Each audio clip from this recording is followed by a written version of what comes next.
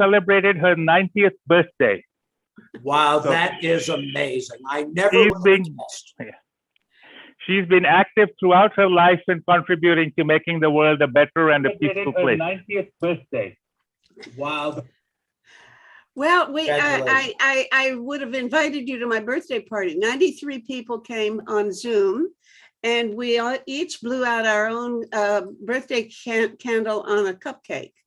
Very So nice. the next birthday, I'll invite you, Gary. Thank you so much. Many more to come. All right, very good.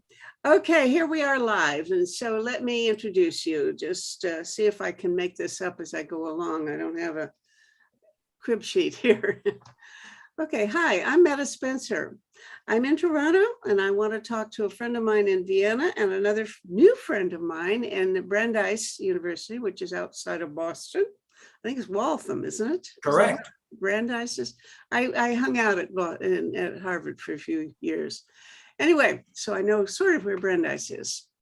And this Brandeis guy has a very colorful background. Tariq Ralph has plenty of a good background too, but Gary Seymour is the one who has the distinction of being the czar, the ex-czar of weapons of mass destruction, which we've just been joking about. It's kind of an honorific that I'm not sure if many of us would want to claim, but anyway, we get to talk to the former czar of weapons of mass destruction, who is at Brandeis University in his office. And then we are going to also speak with Tariq Ralph, who's in Vienna, who has a long experience in working primarily with nuclear issues, nuclear weapons and so on. And they know each other because they've been on committees or I don't know what, anyway, they've had contact in the past, negotiating various kinds of weaponry. I think rather, at least when it comes to nuclear weapons, inadequately from my point of view. We have a way to go. And so good morning, Gary Seymour. How are you? Very good. Thank you very much, Metta. Thank you for inviting me on your show. Wonderful to talk to you. And hello, Tariq. Good afternoon from Vienna to you. All right, very good. I love the bookcase. You tidied it up since I saw you last. Good work there. Okay, fellas. Now we know there's some news today, and I think we want to start off with the news of the day, which is that the US and the UK and Australia have come together with some new defense plan. I guess we can dignify it with the term defense, whereby I believe the Australians are going to buy a bunch of nuclear submarines.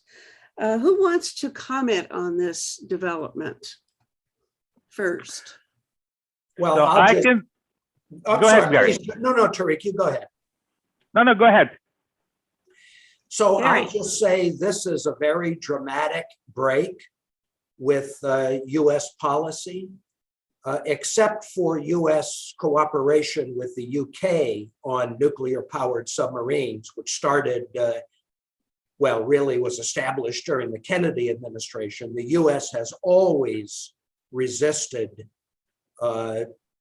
cooperating with its allies on the development of nuclear powered submarines.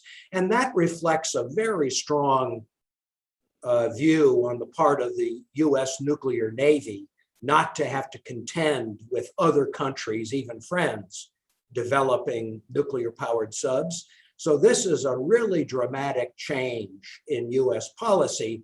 And I think it reflects the administration's concern about China, because obviously China will be the target of this change in policy.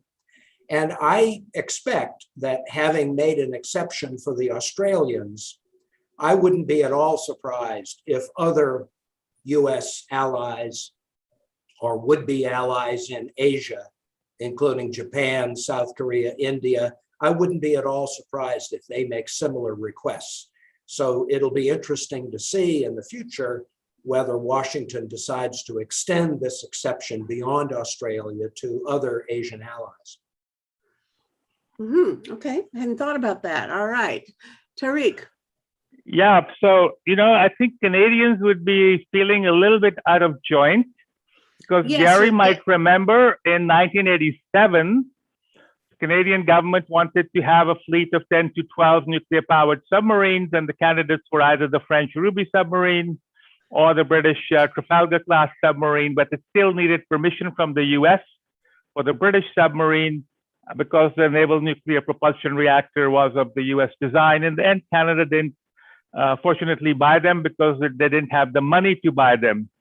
But one amusing side note is that when then Canadian Foreign Minister Joe Clark was asked, why would Canada need a fleet of nuclear powered submarines? And he said, well, we need these submarines to keep the Americans out of the Arctic.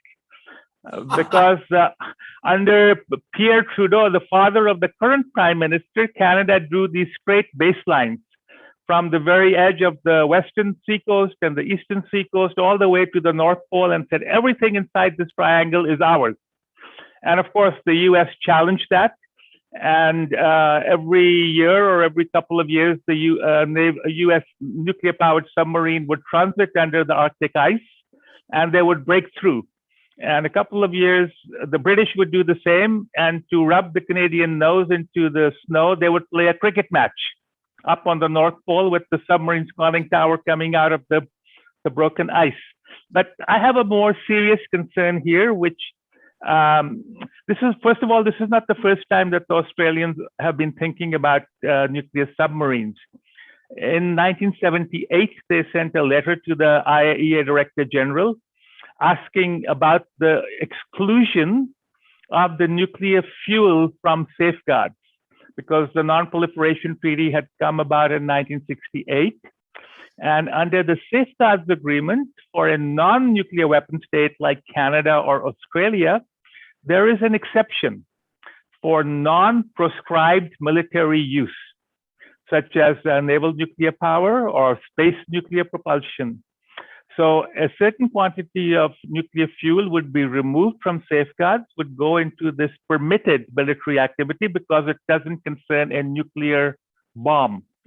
And it then goes out of safeguards. So this then becomes an issue about the proliferation credentials of the state concerned, whether it is being diverted secretly to weapons or it is remaining as nuclear fuel.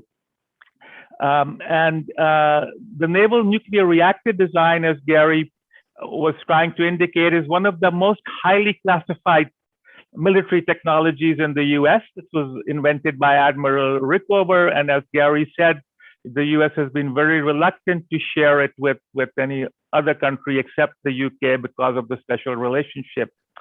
So now this is loosening up, as Gary was indicating, and I agree with him there. It's not only the countries he mentioned. The Brazilians have been trying for a long time to make a nuclear-powered submarine. Iran, when asked a few years ago, why do you need a higher level of enrichment or an enrichment plant? They also said, oh, well, we could have a nuclear-powered submarine. And the Chinese, of course, today have gone completely berserk, and because today was the IAEA board meeting. And this was one of the last issues that came up for discussion. You mean today already? Today already, yeah. We already had a regularly scheduled IAEA board meeting. It's every September. And the very last item of agenda is called any other business. Mm. And so this news was only announced yesterday. It couldn't be on the agenda. So under any other business, any country in the board can raise anything to do with nuclear. Mm. And of course, it has a connection to the IAEA, because if and when the Australian Navy starts to put nuclear fuel in a nuclear submarine, they will have to come to the IAEA and say, we want, and the American submarines use highly enriched uranium, nearly weapon grade uranium, 90% enriched. We want to take certain quantity out of safeguards. And this is going into our submarine program. You can watch the cylinders disappear behind a gate at the naval dockyard. And then we can't tell you anything more about it, except that we'll tell you it's going inside the submarine and it's going to come out of the submarine 10 years from now as spent fuel, but we can't show it to you because everything from now on is classified. Well, you're right. One thing, the first thing the Globe and Mail wrote was a complaint that we're being jilted and not invited to the party, which I think is a very strange position to be taking. I would much prefer the position that New Zealand has taken, which I believe Jacinda Ardern has already announced that the new Australian nuclear subs will not be allowed into New Zealand's waters. Good for her. So I have my own angle on this, which probably doesn't have much to do with military effectiveness or the real need and usefulness of nuclear submarines. I wonder if we can talk about whether or not nuclear submarines are really a smart thing for a country to want if you're just being a military planner. Well, you know, I'm reluctant to give military advice to other countries, in part because I think nuclear-powered submarines, at least part of the lure is prestige. But from the standpoint of the nuclear-armed countries, countries that have nuclear weapons, they have all reached the conclusion that nuclear-powered submarines serving as a platform to launch nuclear weapons is a very desirable part of their nuclear arsenal. Because as you know, nuclear-powered submarines can stay submerged for a very long time. They are very quiet, so it's difficult for them to be detected and attacked. And they provide a very secure form of nuclear deterrence. So starting with the US and then followed by all the other, well, most of the other nuclear powers, US, Russia, China, France, UK, India, those countries have all made the decision that nuclear-powered submarines should be part of their nuclear arsenal. And those that don't have the capacity to produce nuclear-powered subs, like Pakistan and North Korea and Israel, they're all building conventional or buying conventional submarines to use as nuclear delivery platforms. So from that standpoint, from a nuclear weapons standpoint, nuclear-powered subs are seen as the most effective and most secure form of nuclear delivery.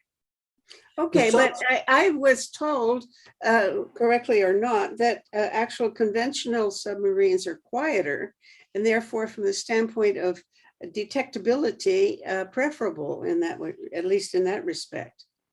Well, I think from the standpoint of the Australians, they're obviously buying or building these submarines not for nuclear delivery, but as attack submarines. In other words, submarines that are designed to attack enemy vessels or potentially land targets, depending upon the type of missiles that they carry. So I think for long voyages, to be at sea for long periods of time on patrol, I think the nuclear subs are very preferable. I can't answer your question about whether there are some kinds of conventional that are as quiet as nuclear. My understanding is that nuclear are quieter, but there's a big range. I mean, people say, I've heard that, the Chinese or Indian nuclear powered submarines are very noisy compared to US, British, and French. So, but this is a very arcane area of anti-submarine warfare, which I am not an expert. So I'm only repeating what I've heard from people who know something about it. Yes, I think we should make a distinction between nuclear armed submarines that carry ballistic missiles, which is the secure part of the deterrent of Russians, Americans, and nuclear powered submarines that carry non-nuclear weapons or conventional weapons. So these, as Gary mentioned, are referred to as attack submarines, and they can carry cruise missiles or torpedoes, but they are not armed with nuclear warheads. And so it is true that conventional submarines, which operate on battery power, when they're on battery power, are quieter than nuclear submarines, because a nuclear submarine, even operating in a quiet mode, still has to keep the cooling system of the reactor running. And that does create a little bit of noise and vibration that a sophisticated adversary potentially can detect. But a diesel-powered submarine has to surface 24 hours or every 36 hours to recharge its batteries.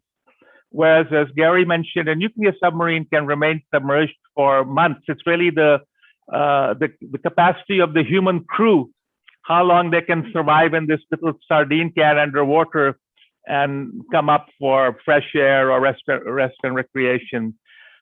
So that's one of the reasons why Canada, after it canceled its nuclear submarine program, got these 4 used diesel submarines so that the American and British and NATO navies could practice against Canadian submarines. So the Canadian diesel submarines would try to, in an exercise, find and kill American or British submarines, and in return, they would try to do the same, and then hone their tactics on how they would operate these platforms should there be a conflict. So both submarines have a certain utility, but my concern with Australia is it potentially increases the danger of crisis, instability, and war if the Australians were to attack a platform of the Chinese that carried nuclear weapons. Would that trigger a nuclear war? Would that escalate a crisis? So I'm more concerned from that point of view, and I was wondering whether Gary might have some comments on that. So, in general, I think that nuclear deterrence is very stable between the US and China because both sides have the capacity to retaliate in a way that would inflict unacceptable damage. And of course, the Chinese are modernizing and building up their nuclear arsenals in order to strengthen their deterrent, both in terms of numbers and accuracy, survivable platforms, and systems to evade US missile defense. So in general, I think both sides understand that a nuclear war could not be won and would be devastating for their countries. So yeah, but Gary, my question was whether if an Australian nuclear submarine attacked a Chinese submarine or carrier carrying nuclear weapons. So that same threat exists with conventional powered submarines. So I don't know. I think it's hard for me to say that the nuclear powered subs substantially increase the risk of unintended escalation. I assume that there'll be a command and control system and coordination among the Australians and Americans and Brits and all of the other countries that have diesel powered subs. I mean, the Japanese and Koreans, Indians, they all have diesel powered attack submarines. So it's an important question. I mean, obviously, both Beijing and Washington have a very strong interest in avoiding unintended conflict. And we know that's true from the recent news reports about the US senior defense officials talking to their Chinese counterparts during the recent political instability in the US to reassure them that the US doesn't intend to attack. So I think it's very important to develop those systems of confidence and communication to avoid unintended conflict. But in general, I think the risk of war between the US and China, certainly the risk of war escalating to a nuclear exchange is pretty low. I don't worry about it too much because I think both sides have such a powerful nuclear arsenal that a nuclear war is just would be unthinkable in terms of the damage it would inflict on both countries. Well, I'm glad to be cheered up, but I'd rather address a lower level threat, which is what I think the submarines are going to be bought to do, which is not to attack a Chinese warship or nuclear weapons carrying submarine, but rather any Chinese vessel or military installation that would threaten the passage of, say, commercial vehicles, commercial ships from Australia. Because I mean, the reality is, I think that Chinese are trying to sort of lay claim to the whole South China Sea and say, you guys can't come in here. And that is what I think they're trying to deter, is anybody getting too uppity about possessing the whole ocean.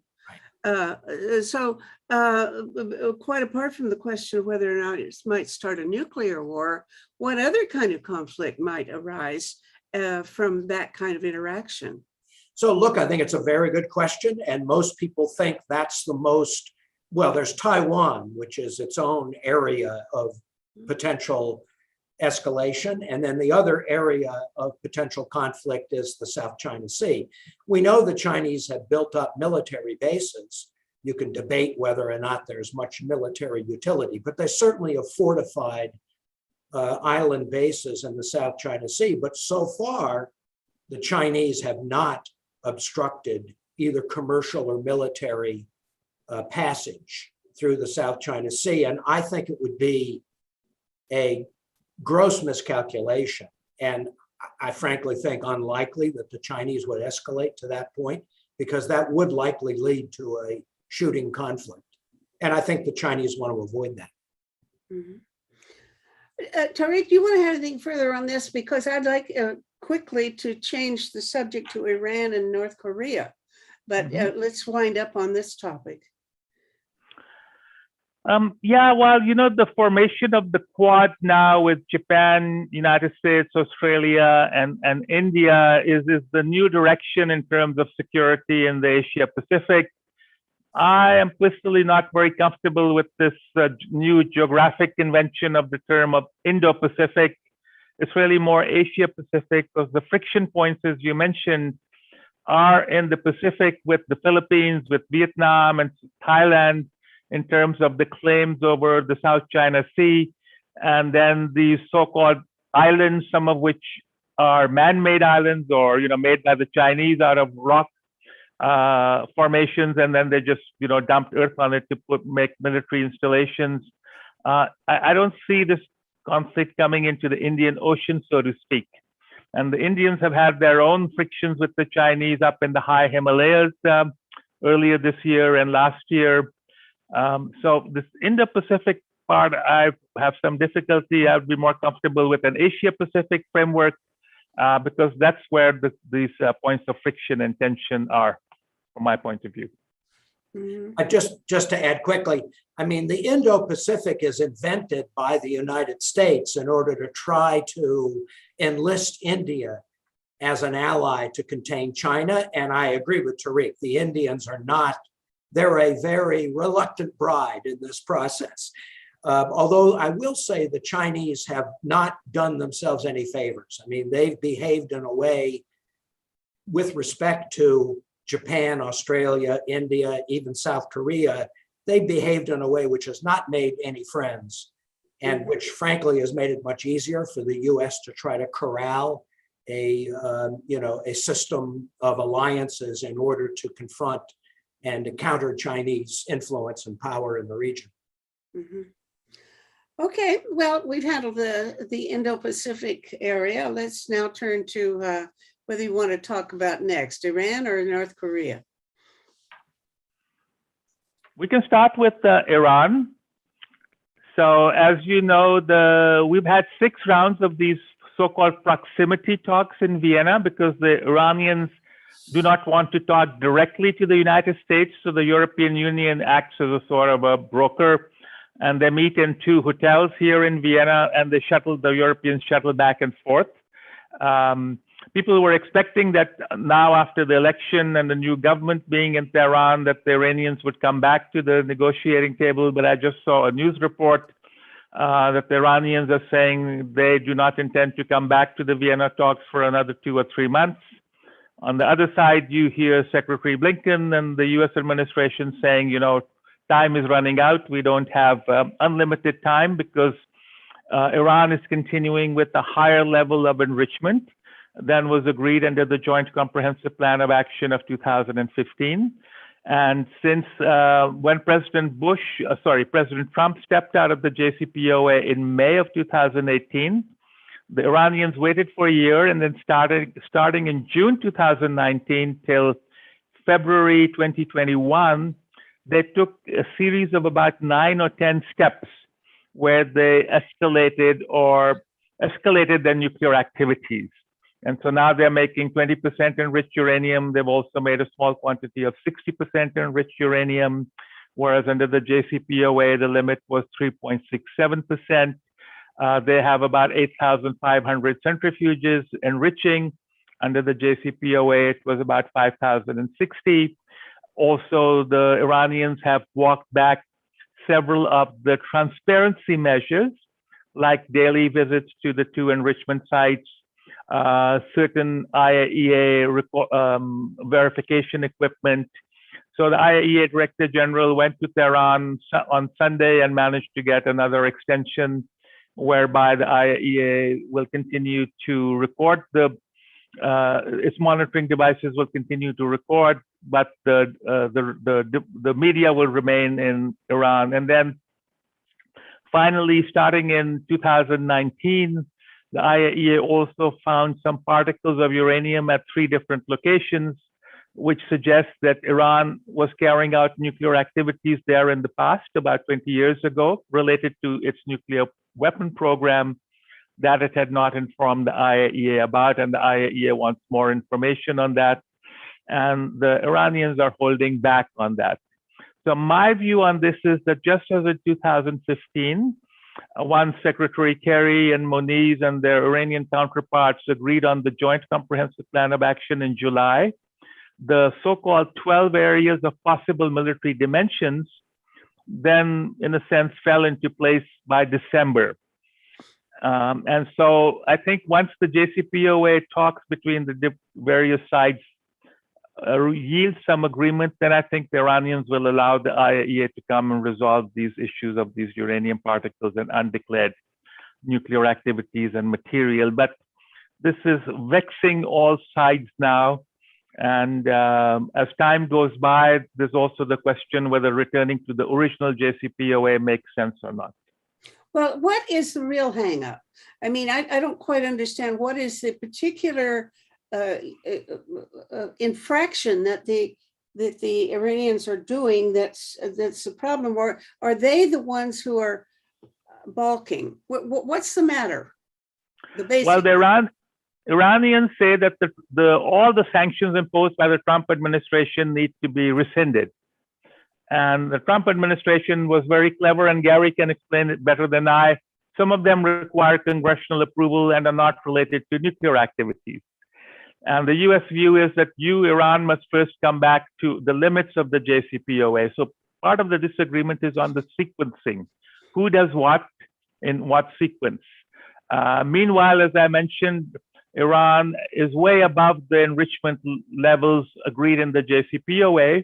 So those who are concerned about Iran's breakout capability are concerned that the time is shorter now as opposed to having a longer lead time.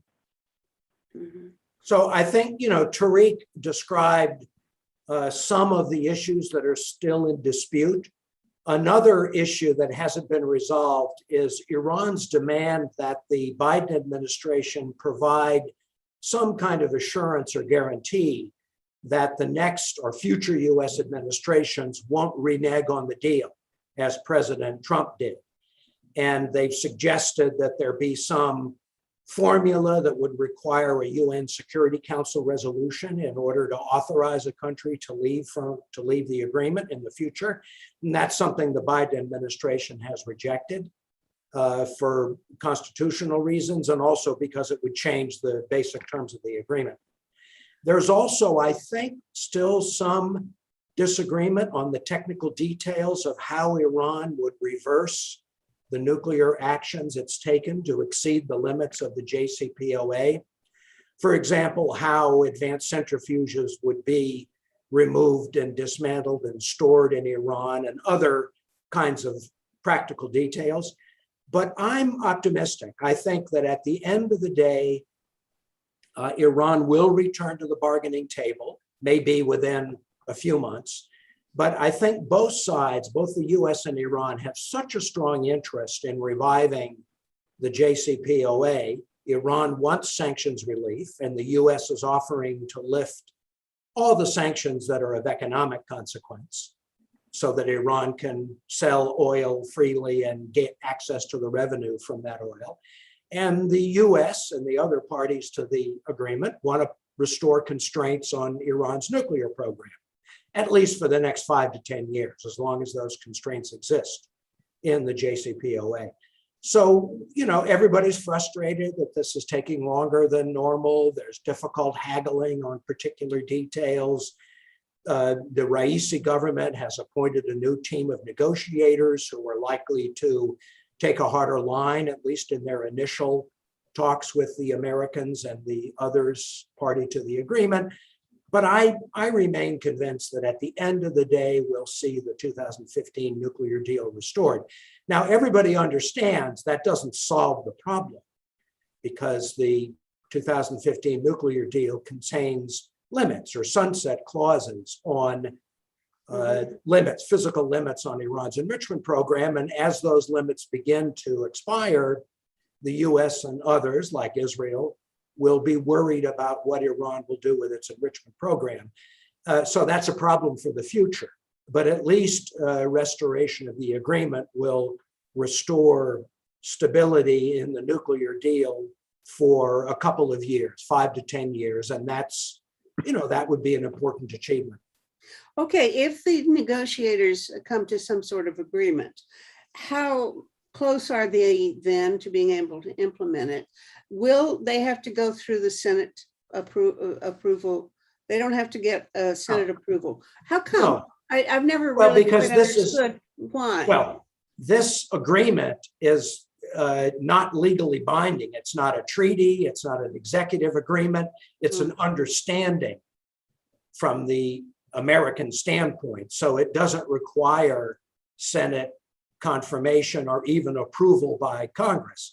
And of course, that was done very deliberately by the Obama administration, because they knew they could not possibly get 2/3 of the Senate to confirm the agreement. And even getting a majority in Congress to approve the agreement would be extremely difficult. So this agreement does not require congressional approval, and any effort by Congress to pass legislation that would obstruct implementation of the agreement is, of course, subject to a presidential veto that would require a 2/3 vote in the Congress to overturn, and opponents of the agreement don't have 2/3 vote to overturn it under current circumstances. Mm-hmm. Okay. So there's I don't, and of course in Iran, now that the conservatives have really consolidated their position, Raisi is seen as being very close to the supreme leader and to conservative elements in Iran. I don't think there'll be very significant domestic opposition in Iran to reviving the agreement either. Who would be the leading power in Iran that would object?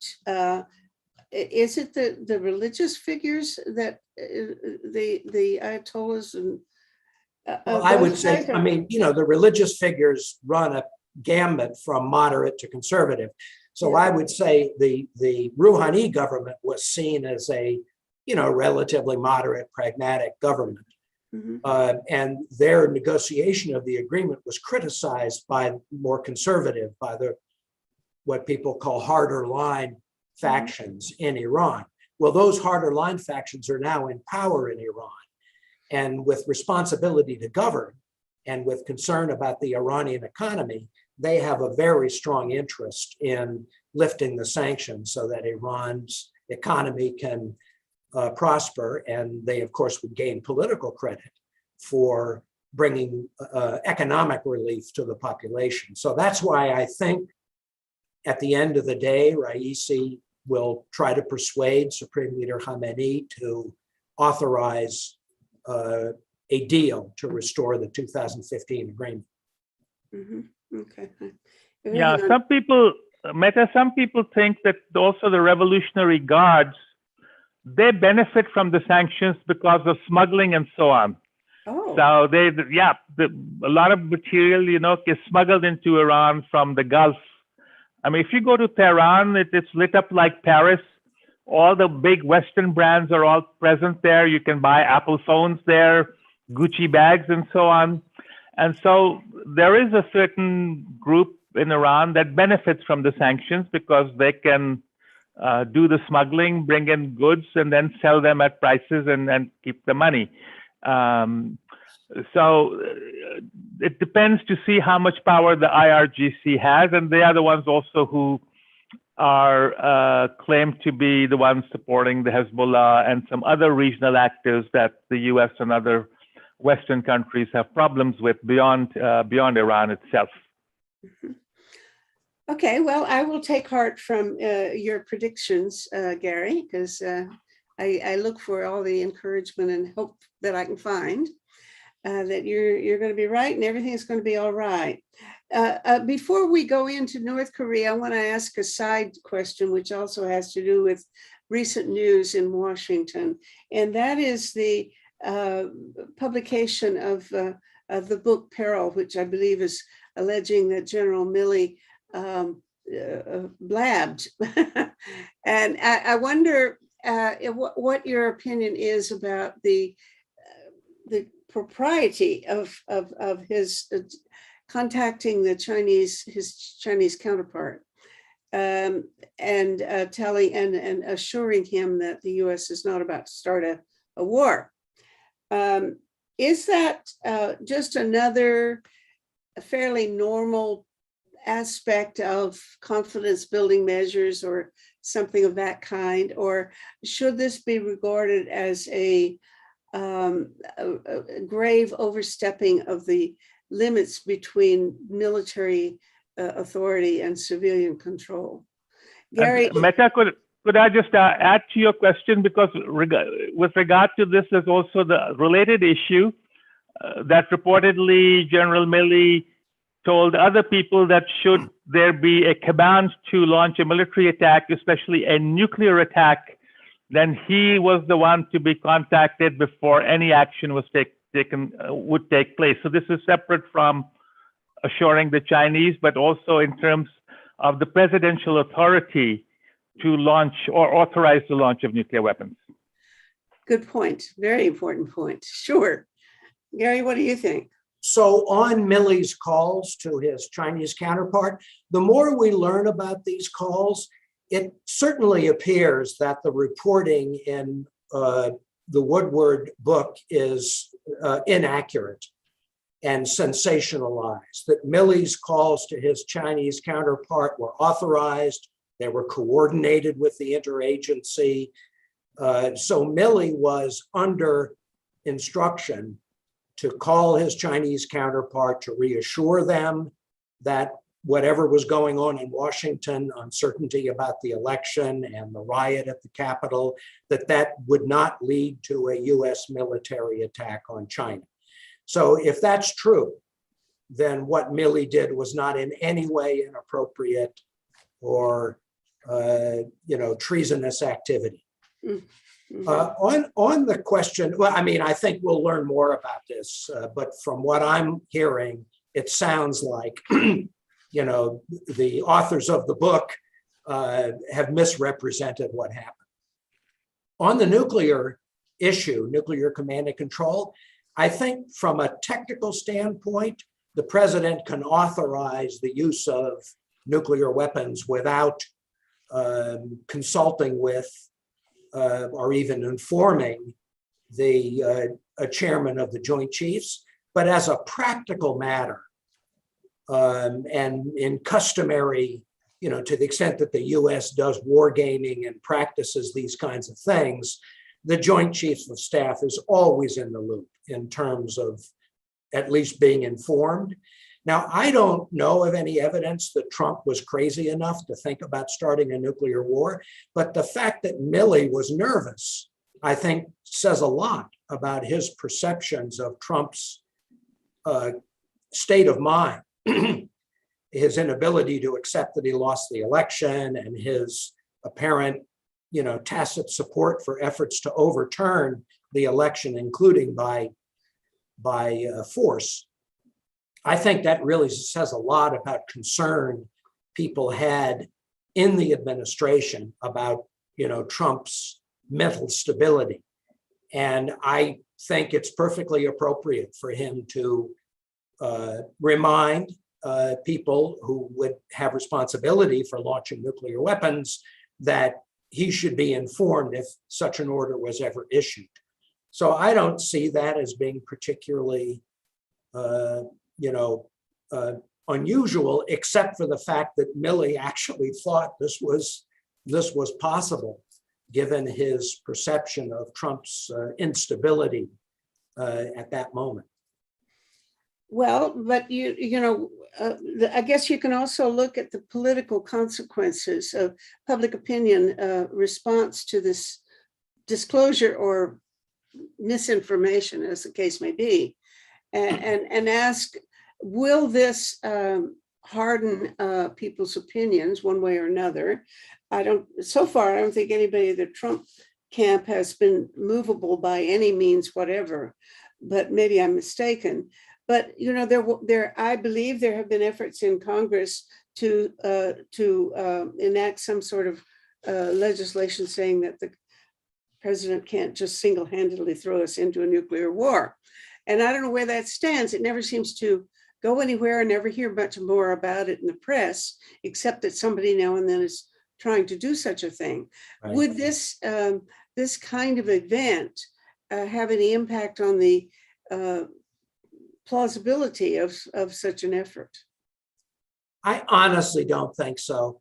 I mean, it's one of the really difficult conundrums of the nuclear age that, a command and control is an exceptionally difficult problem for all the nuclear armed powers to deal with, and they've dealt with it in different ways.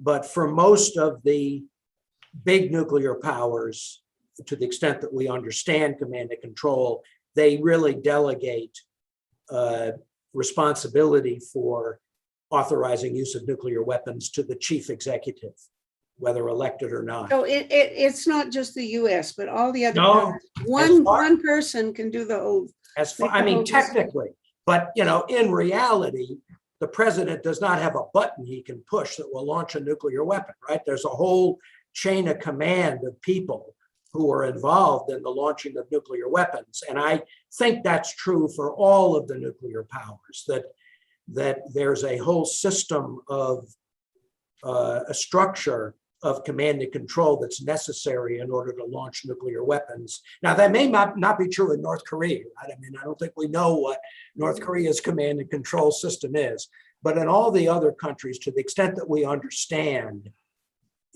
a single person can't really launch a nuclear weapon. They can order it, but that order can be intercepted and halted along the way. And thank God we've never had to test the proposition. If a madman, was president or premier and ordered a nuclear attack that was insane, would that order be carried out? Thank God we've never had to test that proposition. But I don't see any way to legally structure a different command system that makes any sense. There have been efforts to think about congressional approval. Well, that's ridiculous, because in a nuclear war, there wouldn't be any Washington, D.C. left. So, the Congress can't vote. They can't vote on anything anyway. They certainly can't do it in the time frame necessary to make a decision. And I think in the command, in terms of command structure, the president, at least in the American system, the president is the commander in chief of the armed forces. So I don't see how you can encumber his authority in a legal way, in a legislative way that would make any sense. I don't know, Tariq, you have a different view. I don't know. Yeah. No, I agree with you there. Yeah. Mm-hmm. Well, that only strengthens the argument. The only way to get rid of nuclear war, prevent nuclear war, is get rid of nuclear weapons. Because if you can't pass a law that's going to constrain anybody, then you're in deep trouble. I agree with you. I think the best guarantee to avoid nuclear war would be to eliminate nuclear weapons. And hopefully one day we'll achieve that. But for the time being, we got to live with this. Okay, you were the czar, man. Yeah, please tell us why you didn't do it. Under Obama, you were in charge of giving advice, maybe the top guy for giving advice about such matters. And he made a lot of gestures, at least one beautiful gesture in Prague, which never came to fulfillment. Can you explain what went wrong? Well, I think Obama, certainly wanted to reduce the nuclear threat. And he saw arms control with Russia as a way to do that. He wanted to secure nuclear materials to reduce the risk that terrorists would acquire nuclear weapons. And He that, by the way, I obviously- think is where you really had some good effect, right? Well, You were thank able you. to do something like that. Thank you. I think we did have some effect, although it's hard to measure. I mean, obviously, Obama was very focused on Iran and preventing Iran from getting nuclear weapons. But I think the simple answer to your question, why can't we get it done, is because the 9 countries that have nuclear weapons are not prepared to give them up at this time.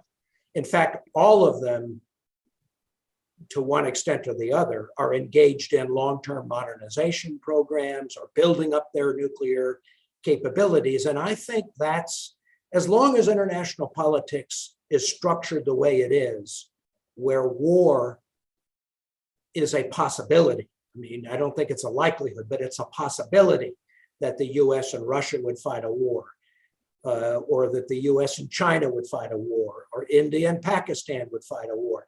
As long as international relations is structured in such a way so that war between sovereign states is a security threat, I don't see how it's possible to eliminate nuclear weapons. We can reduce the threat, we can manage the threat, but until that basic fact of international politics, at the end of the day, being the law of the jungle, I just think that the countries that have nuclear weapons are determined to keep them. And our challenge, of course, is to prevent additional weapons from acquiring them, which we've been very successful in doing. Tariq, I think I'll let you handle that one. Okay. I feel like intruding, but go ahead. Yeah, I also wanted to ask Gary, because this is to the Intermediate Range Nuclear Forces Treaty, or the INF Treaty. And it was during the Obama administration that the US accused Russia of violating it, but they never told us what the missile was, which it took the Trump administration to tell us that it was this thing called the 9M729.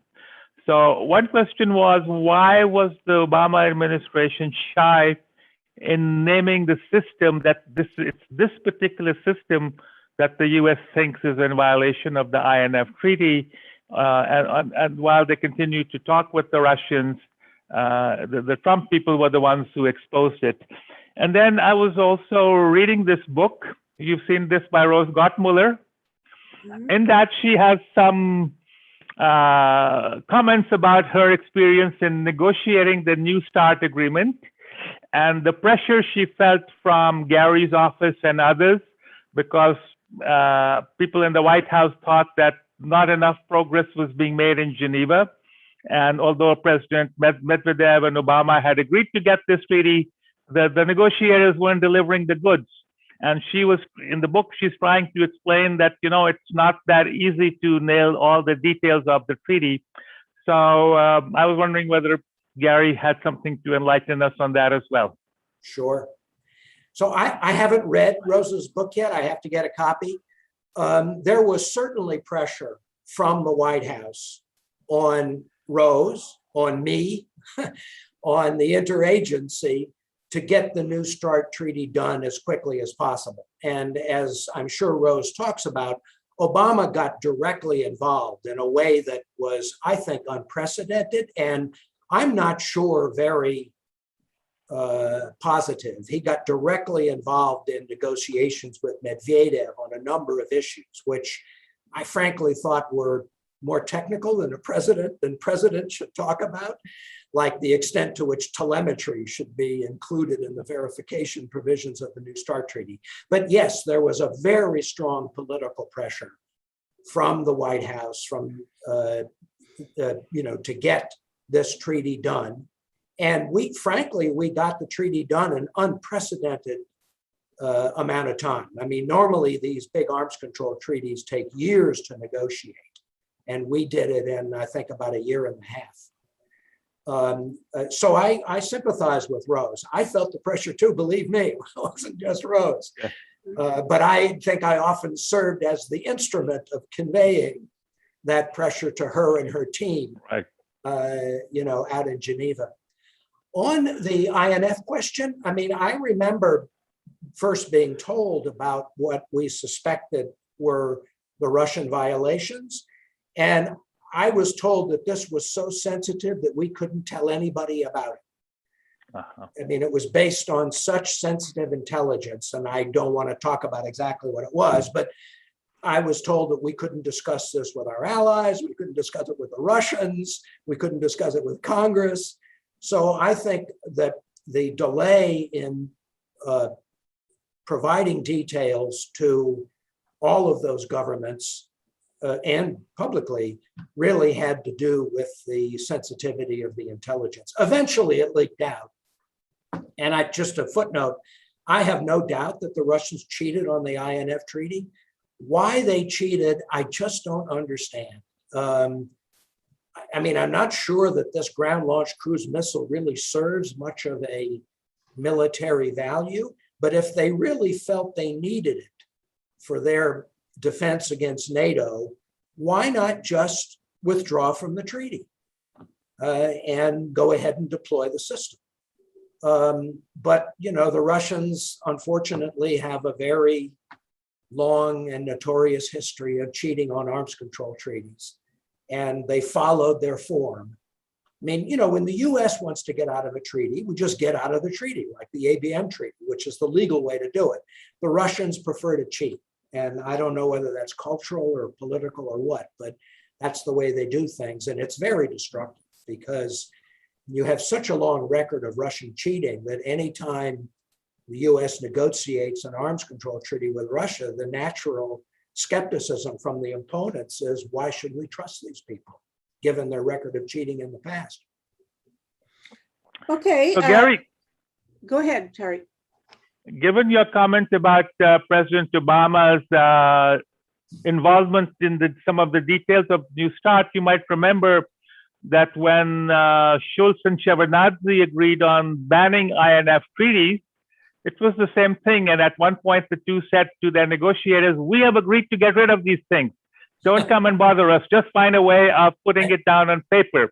Yes. But my question was that following the Bush-Putin meeting in Geneva, the two sides have now started the strategic stability dialogue or talks to talk about all different kinds of nuclear weapons and also to try to bring the Chinese in. And I was wondering what your thoughts might be on that one as well.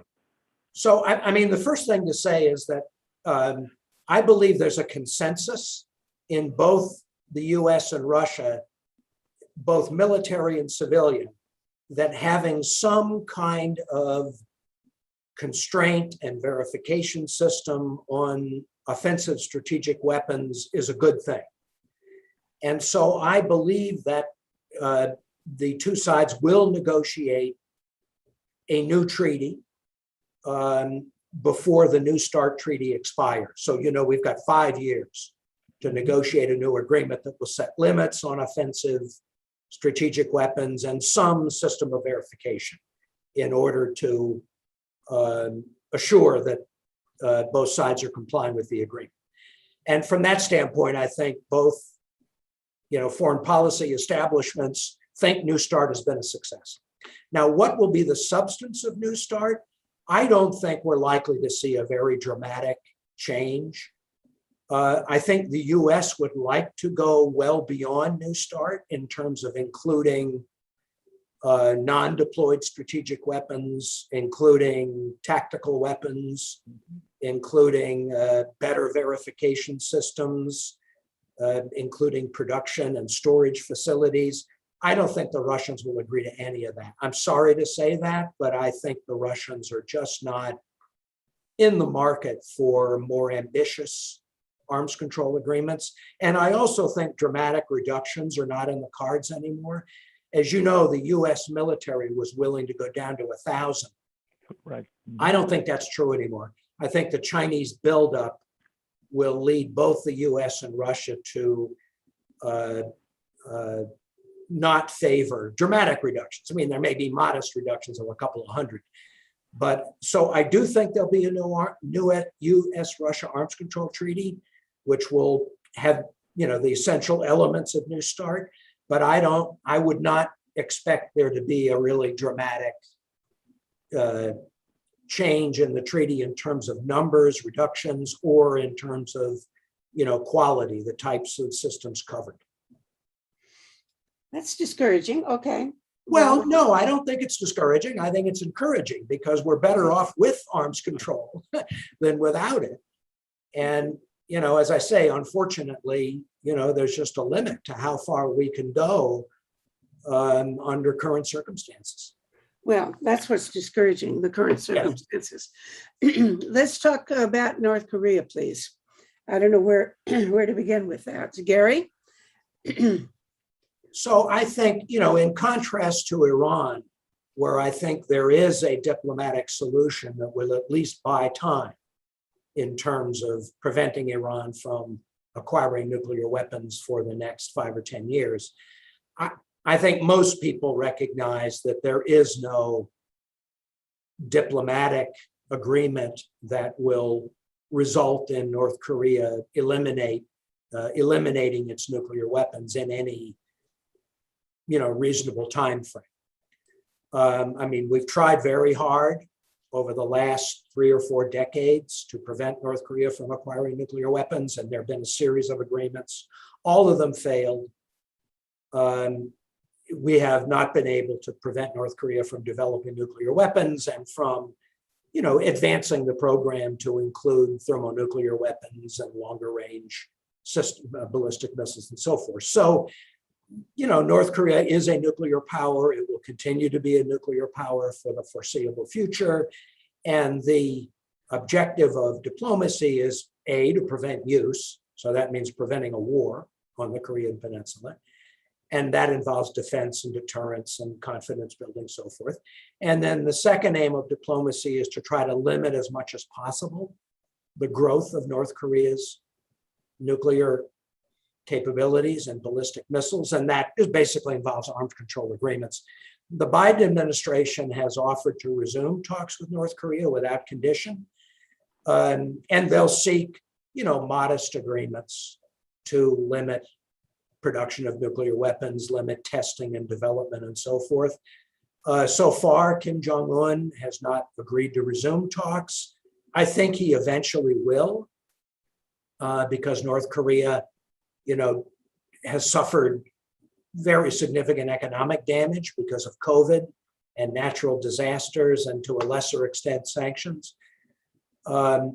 Whether those US DPRK talks make much progress, I think is hard to predict. I think at best, they will agree to very modest limits on North Korean capabilities. Like currently there's an understanding that North Korea will not test nuclear weapons and long-range missiles.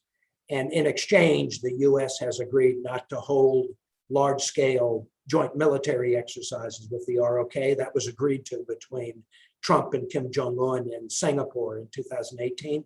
I think that kind of an agreement could be extended, and maybe there could be some agreement on limiting production of nuclear materials.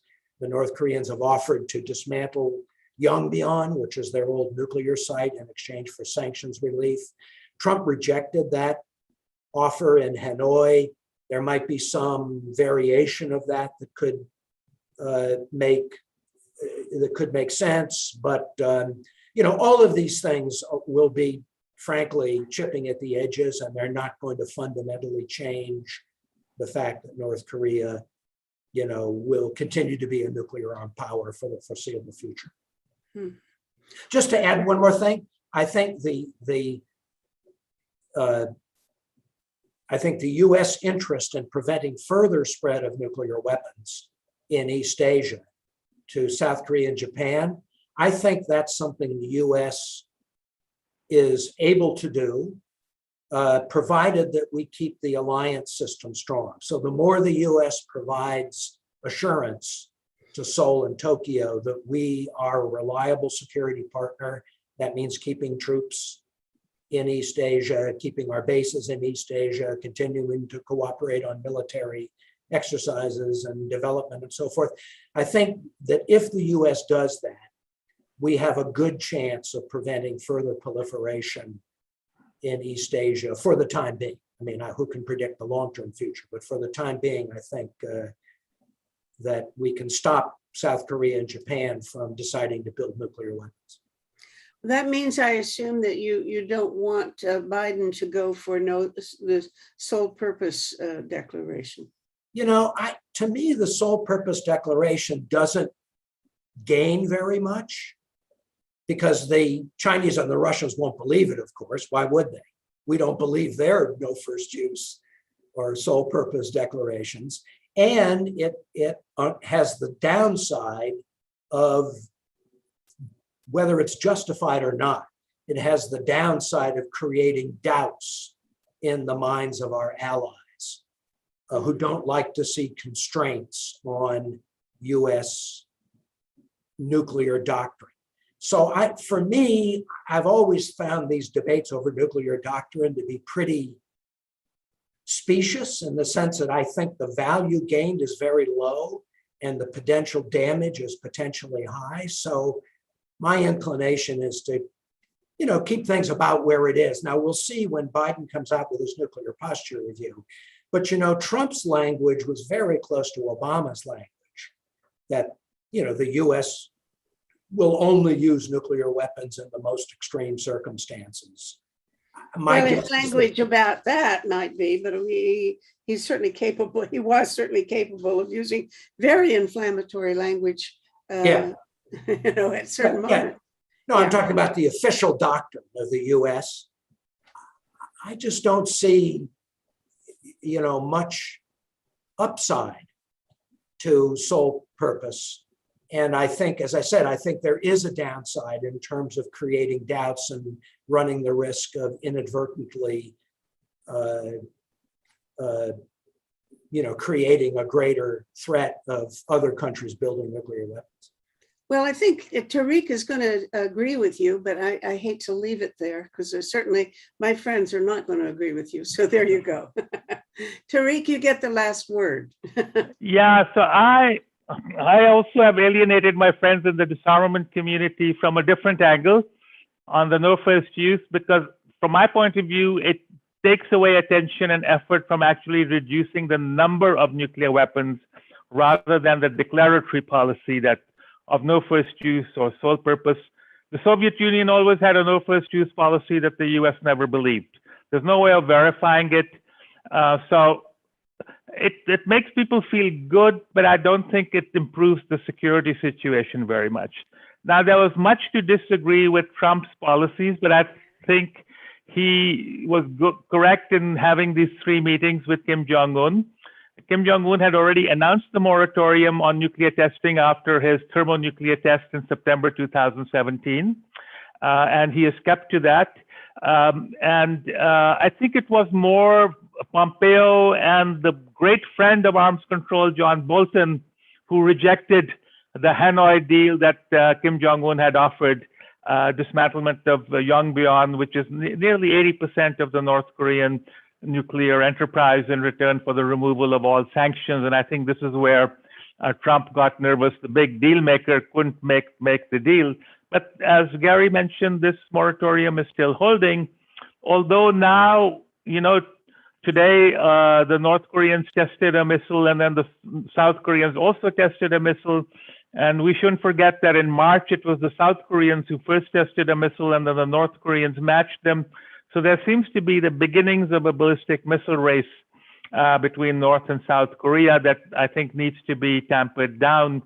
And I think we need to resume this dialogue with North Korea. The former director of national intelligence in the US, James Clapper, said very clearly that North Korea has nuclear weapons. They are not going to go away. We need to deal with North Korea as it is. And the agreements we need to get is no more nuclear tests, no more long-range ballistic missile tests, no export of nuclear weapons technology or material out of North Korea. And then we try to work with resume some sort of a six-party talk framework to provide some security assurances to the North Koreans that we can convince them to build down, maybe return to the non-proliferation treaty, get the IAEA inspectors back in there. But at the moment, we don't see this. Also, this complete, verifiable, irreversible disarmament, CVID, has long been the mantra of many, but it's never worked. It's not going to work, and I don't think it's very useful to keep repeating it. Gary didn't do it, but there are others who do it. Okay. Well, I said that's the last word, but I'll give Gary a bit of a rejoinder if you have anything you want to quibble with. Well, this is not a quibble, but I do think it's important that even as the US recognizes that we can't eliminate North Korea's nuclear weapons and that our immediate diplomatic objectives are to obtain constraints, as Tariq said, I think it's important for the US to at least retain in our declaratory policy the long-term objective of a nuclear-free Korean peninsula, and make it clear that we don't accept North Korea as a legitimate nuclear state. And I think, again, that's part of US efforts to reassure our allies and to reduce political pressure, especially in South Korea, to develop nuclear weapons. Because there is, in South Korea, there's a pretty substantial pro-nuclear weapon lobby, especially in the Conservative Party. And the next president is quite likely to be from the Conservative Party. So I think the US has to keep an eye on that. And part of preventing that from happening is to continue to say that we will eventually eliminate North Korea's nuclear weapons. Thank you both. This is extremely illuminating. I hope a lot of people listen to you both, and then we'll have another go round sometime. Thank you so much. Thanks, Matt. Thank you. All Nice right. to see you. Bye, Tariq. Gary. Take care.